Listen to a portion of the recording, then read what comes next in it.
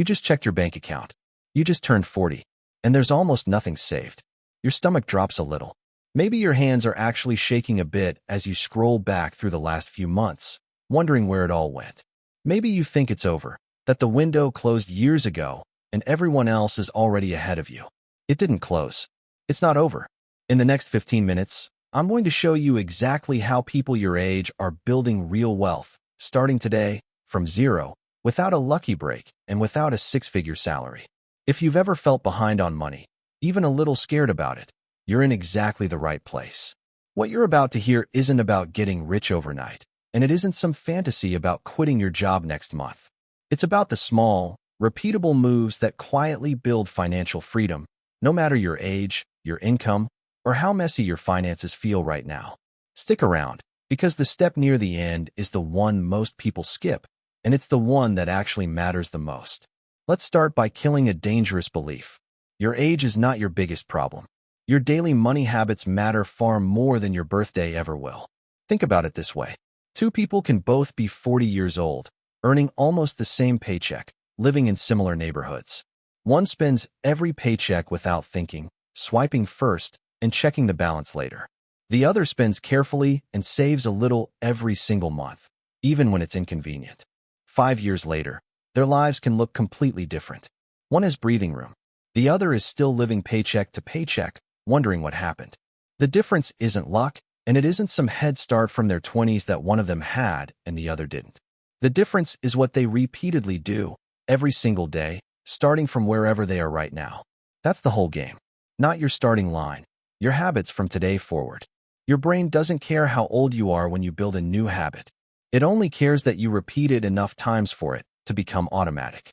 That's actually good news, because it means the past doesn't get a vote in what happens next. Many people think wealth starts with earning more money. Sometimes it does.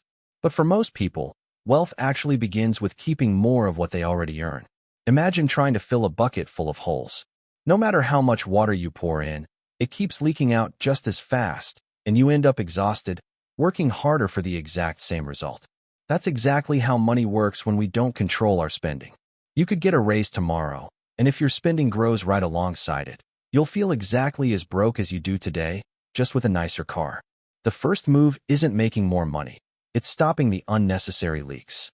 That could mean cooking one more meal at home each week instead of ordering out. It might mean canceling a subscription you forgot you were even paying for. Most people, when they actually check, find at least one. Or it could be as simple as waiting 24 hours before buying something you don't really need, just to see if the urge passes. These choices feel small today. Over months and years, they become genuinely life-changing, because money that isn't leaking out has somewhere to go instead. The goal isn't to stop enjoying life or to live like a monk. The goal is to make sure your money works for your future instead of quietly disappearing without a plan.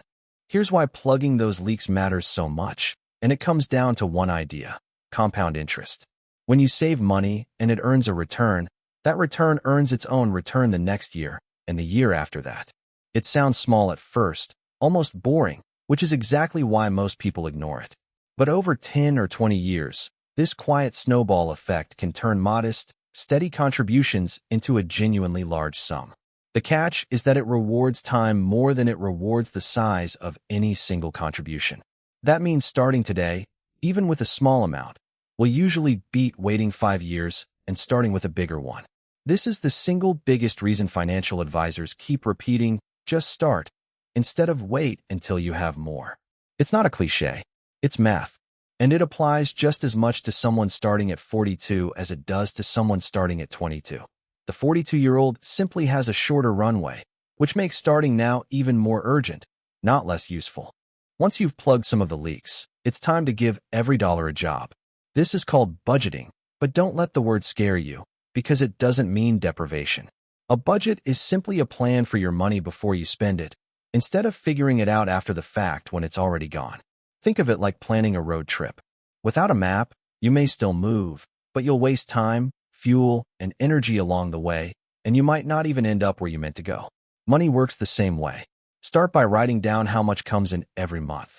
Then list every expense, even the small ones, the ones that feel too tiny to matter. Most people are genuinely shocked by where their money actually goes once they see it laid out in front of them. That daily coffee, that extra online purchase you barely remember making, that food delivery order when you already had groceries sitting in the fridge at home. None of these are bad by themselves. The problem is when they happen every single day, without thinking, adding up quietly in the background. A simple structure that works for a lot of people is dividing income into roughly 3 buckets: needs, wants, and savings or debt payoff, and adjusting the percentages to fit your own life instead of copying someone else's numbers exactly. Awareness is powerful. Once you know where your money goes, you get to decide where it should go instead, and that decision becomes a lot easier than it sounds once you can actually see the whole picture. Next, build your emergency fund. Life is full of surprises, and not the fun kind. Your car might break down on a random Tuesday. An appliance might stop working overnight, right when you least expect it. Someone in your family could need medical care you didn't see coming and couldn't have planned for.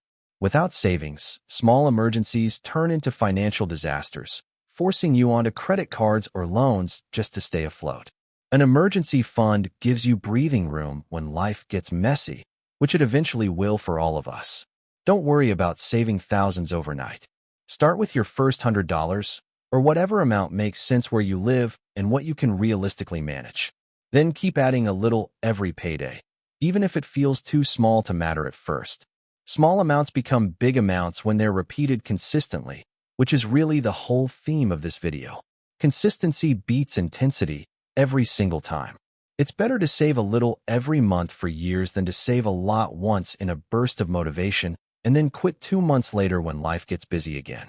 A lot of people freeze up here because they think they have to choose between paying off debt and building savings, and that choice feels impossible. You don't actually have to pick just one. A common approach is to keep making minimum payments on everything so nothing goes into default, while still setting aside a small amount for savings at the same time, even if it's modest. Once your basic emergency cushion is in place, you can shift more aggressively toward paying down higher interest debt, since that interest is quietly working against you the same way compound interest works for you when you're saving.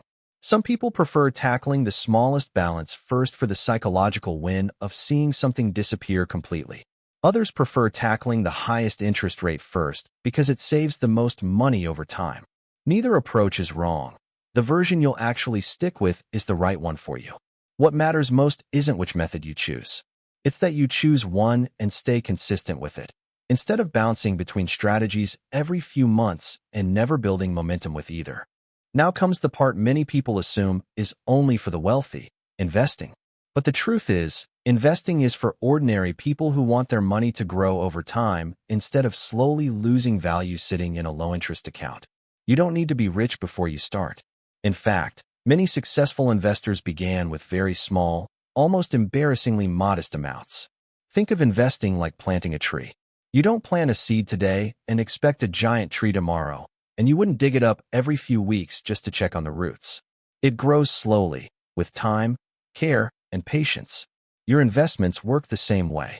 A retirement account through your employer, especially one with any kind of matching contribution, is often one of the simplest places to begin because that match is essentially extra money added on top of your own.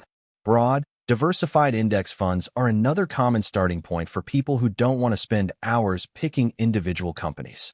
The earlier you start, the more time your money has to grow, but even if you're over 40, time is still on your side. If you begin today instead of tomorrow, the biggest mistake isn't starting too late.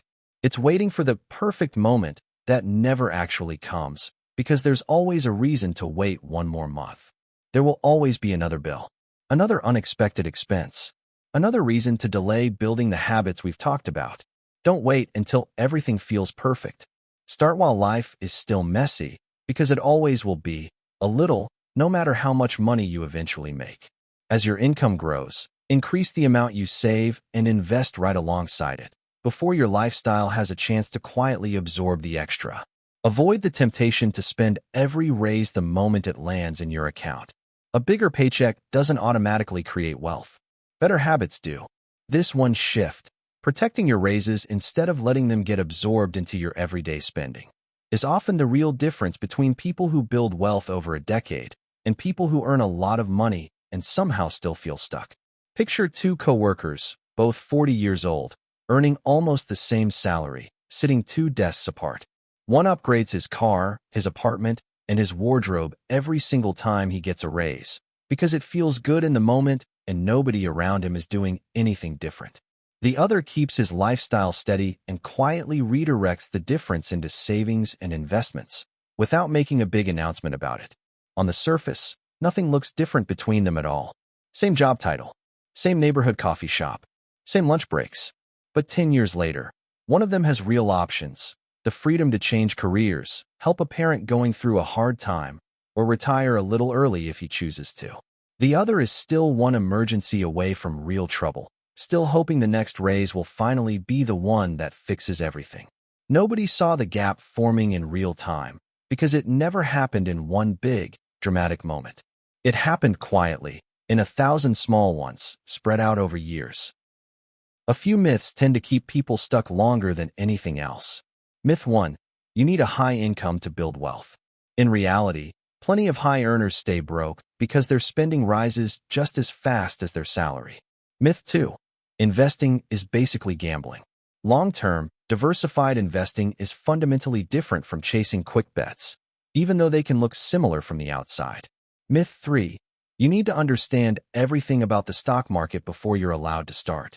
You don't. You need to understand enough to begin, and you can keep learning as you go. Myth 4. It's too late once you're past a certain age.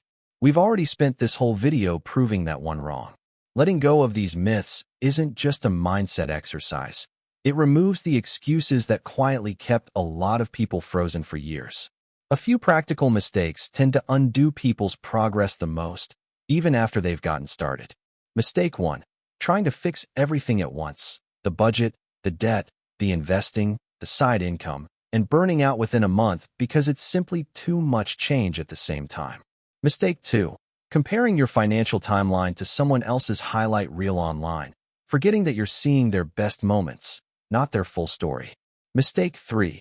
Treating debt payoff and saving as an either-or decision, when small amounts of both can move forward at the same time, as we talked about earlier. Mistake 4. Waiting for a big win, a bonus, an inheritance, a lucky break, instead of building the quiet system that works without needing one. None of these mistakes are about intelligence or willpower. They're about habits nobody ever actually taught us, which means they can be unlearned just as easily as they were learned in the first place. So here's what to actually do with everything you just heard, broken into 3 simple 30-day stretches. In the first 30 days, track every dollar you spend without changing anything yet, just to see the honest picture, and cancel just one subscription or expense you genuinely don't use. In the next 30 days, open a separate savings account if you don't already have one, and automate a small transfer every payday. Even $10 counts, because the habit matters more than the amount at this stage. In the final 30 days, open an investment account if you don't have one. Check whether your employer offers any kind of matching contribution, and set up your first automatic contribution, however small. By day 90, you won't be rich. That was never the point. But you'll have a system running quietly in the background, working for you even on the days you're not thinking about money at all. That system is worth more than any single windfall, because unlike a windfall, it doesn't depend on luck, and it doesn't stop working just because life gets busy. Remember, wealth was never about looking rich, and it was never about impressing anyone. It's about having choices. Choices to retire comfortably, on your own terms, not someone else's timeline. Choices to help your family when they need you most, without wondering if you can actually afford to. Choices to handle emergencies without fear creeping into every single decision you make. And choices to actually enjoy your life along the way, without constant financial stress sitting quietly in the background of everything.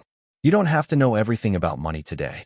You only need to learn one new thing at a time, and let that knowledge stack up the same way your savings will.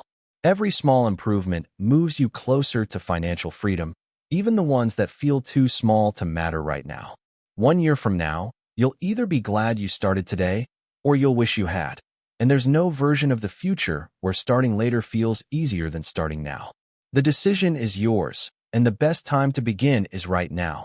Not after the next paycheck, not after the next emergency, right now, while you're still watching this. Building wealth after 40 was never about catching up with everyone else, and it was never a race against anyone but your own yesterday. It's about creating a better future than the one you were headed toward before you pressed play on this video. If this helped you see your money a little differently, subscribe for more simple, honest lessons like this one, and I'll see you in the next video.